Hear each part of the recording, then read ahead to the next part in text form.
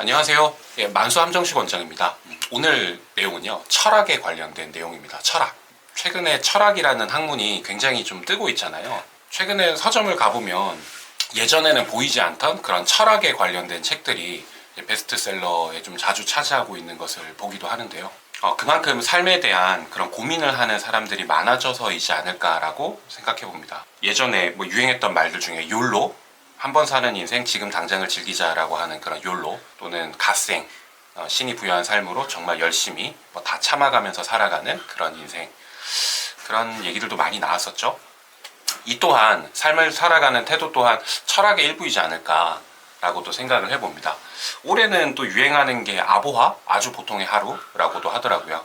무념무상으로 보통의 하루를 살아가고자 하는 그런 마음이 표현된 게 아닐까 생각해 봅니다.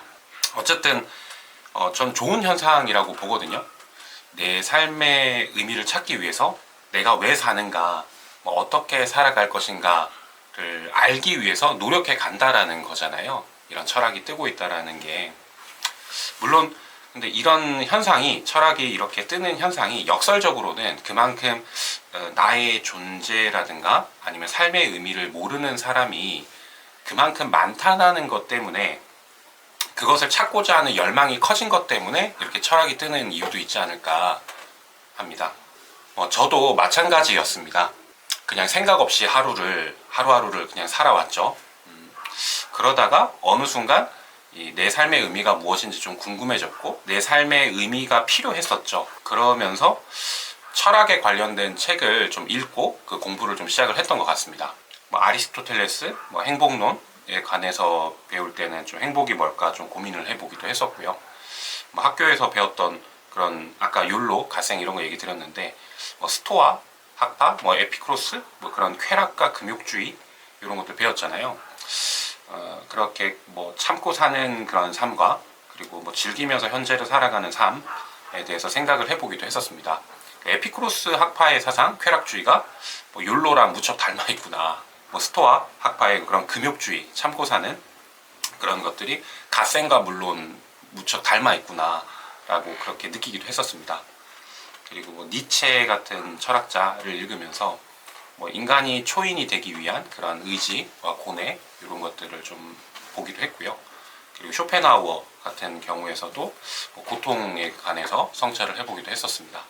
최근에는 하이데거나 이런 실존주의 철학들을 보면서 진짜 삶의 의미가 뭔가에 다시 또 고민을 해보기도 합니다. 그 철학이라고 하는 게 뭘까요?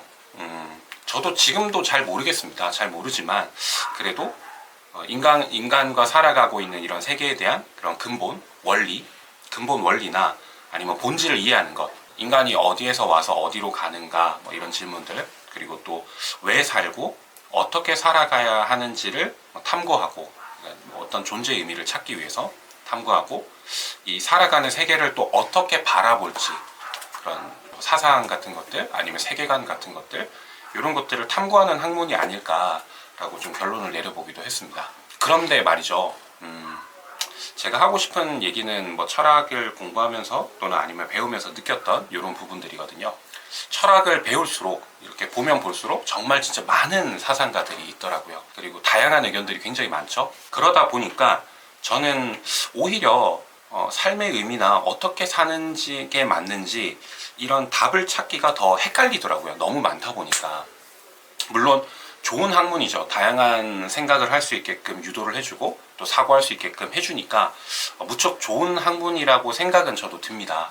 근데 근본적인 제 질문이었던 내가 왜 사는가, 내 삶의 목적은 무엇인가에 대한 질문의 답은 그렇게 내려주지는 못했던 것 같습니다. 실제로 모든 철학자가 삶의 의미를 정의 내리지 못한다라는 이야기를 어디선가 듣기도 했던 것 같습니다. 결국에 철학적인 이 고찰이라고 하는 게 삶의 의미를 내리기 위한 것이 아니라 그 의미를 찾는 과정을 그냥 배우는 학문이지 않을까.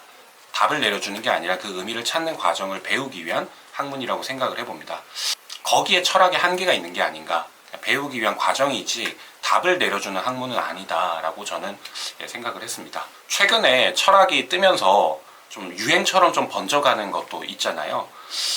그것을 통해서 삶의 방향을 정하고 의미를 찾고 그러는 분들이 참 많아진 것을 느낍니다. 그런데 말이죠. 너무 큰 기대를 갖고 철학을 배우다 보면 저와 마찬가지로 저와 같이 한계를 느끼지 않을까라고 좀 생각해 봅니다. 물론 철학이 좋은 학문이죠. 하지만 그게 전부는 아닐 수 있다라는 이야기를 저는 좀 하고 싶었습니다. 왜 그럴까요? 왜 철학이 근본적인 그런 이런 내 삶의 질문을 해결할 수 없는 것일까요? 왜냐하면 이 철학이라고 하는 것도 결국에는 사람이 만든 학문이기 때문이지 않을까라고 생각해 봅니다. 이 철학 사상의 기저에는 신에 대한 부정이 들어가 있거든요. 그리고 인간이 스스로 삶의 의미를 찾기 위해서 시작이 됐다 보니까 그런 이제 인간이 스스로 신에 대해서 약간 신을 부정하면서 인본주의적인 그런 노력을 하는 과정에서 출발했기 때문이지 않을까라고 생각해 봅니다. 사람이 스스로 신을 부정하고 진리를 찾고 삶의 의문을 해결할 수 있을까요? 예를 들어 보면 니체 같은 철학자는 좀 더 극단적으로 말하기도 했죠. 신은 죽었다고, 그죠?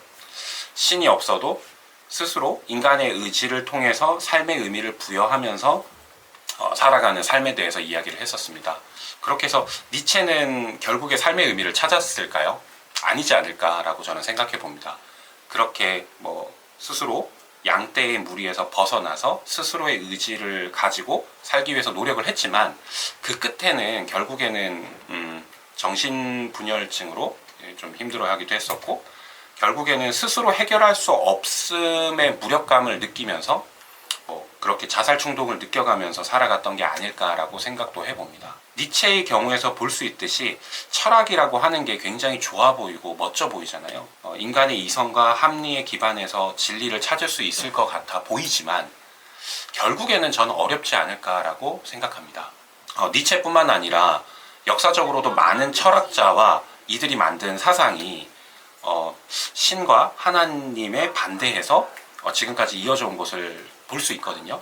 또 예를 들어보자면 르네상스 철학이라고 하는 게 중세의 그런 신에 종속된 인간이 아닌 그리스 시대 인간 본연의 삶으로 돌아가자라고 했잖아요. 그때 르네상스 시대의 그런 예술 작품들을 보더라도 그게 드러나거든요. 그때 작품들을 보면 그런 신본주의적 중세 시대에서는 다 옷을 입고 작품들이 있었는데 그 이후에 르네상스 시대 때부터는 다 작품들마다 옷을 벗겨놓기도 하고 옷을 입어야 한다라는 그런 창세기의 말씀, 수치심과 부끄러움에 대해서 옷을 입어야 한다라는 것을 부정하고 옷을 벗겨서 작품을 표현을 한 거죠. 다비드상 같은 경우도 그런 대표적인 작품이지 않을까. 이런 것들이 다 신에 대한 인간의 저항을 일부 표현한 것이 아닌가. 그게 인간성의 회복을 이야기를 하지만 결국에는 신에 대한 인간의 저항을 이야기한 것이다 라고 저는 생각합니다. 신에 대항해서 인간이 우선에 서려고 하는 그런 인본주의적인 것이 아닐까. 조금 더 나아오면 근현대 사회주의의 근간이 되는 그런 칼 마르크스의 자본론이라든가 다양한 철학 사상들이 끊임없이 인간의 이성과 합리성에 근거해서 신을 부정하고 있거든요. 이런 사상들 또한 이런 거죠. 기존의 신이 부여한 질서가 아니라 인간이 스스로 유토피아를 만들 수 있을 거다라고 그렇게 믿었던 거죠.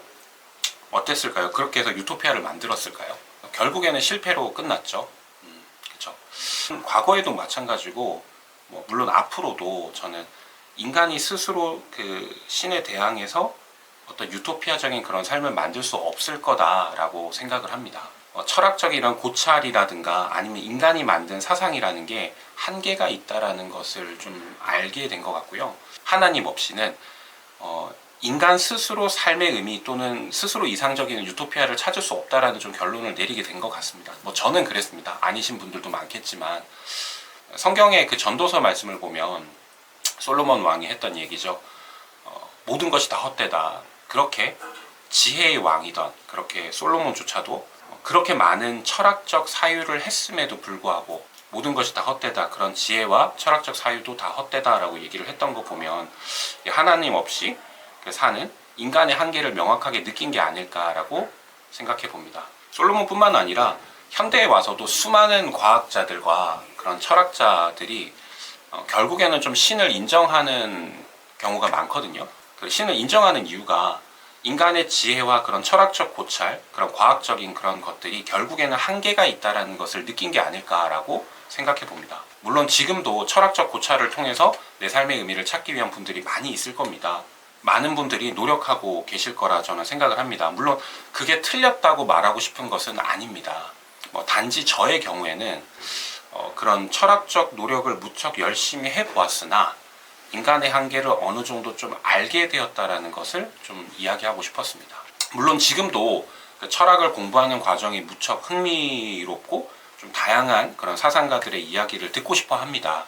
하지만 그것을 통해서 어떤 특별한 참된 진리를 깨닫기는 좀 어렵다고 이제 확신을 하게 되었습니다. 참된 진리는 인간으로부터 나오는 게 아니라 신을 인정하면서부터 나오는 게 아닐까. 결국에 신을 인정하지 않는 철학과 사상은 신기루와 같은 것이 아닐까. 결국 쓰러지는 모래성과 같은 게 아닐까라고 생각합니다. 제 개인적인 생각과 의견을 그냥 얘기 드려본 거고요. 아니신 경우도 많을 거고 좀 논란도 될 수 있겠지만 아직 유튜브가 그렇게 많은 분들이 보시는 거 아닌 것 같아서 제가 편하게 그냥 얘기를 해보려고 합니다. 부족하지만 영상이 도움이 되셨다면 구독과 좋아요 이런 거 부탁드리고요. 댓글 혹시라도 남겨주시면 저도 잘 아는 건 아니지만 그래도 답변을 드려볼 수 있도록 노력해 보겠습니다. 성경에 나오는 말씀으로 영상을 좀 마무리해 보려고 합니다. 잠언 9장 10절 말씀인데요. 여호와를 경외하는 것이 지혜의 근본이다 라는 얘기를 하고 싶었습니다. 감사합니다. 구독이 영상을 만드는 데 큰 힘이 됩니다.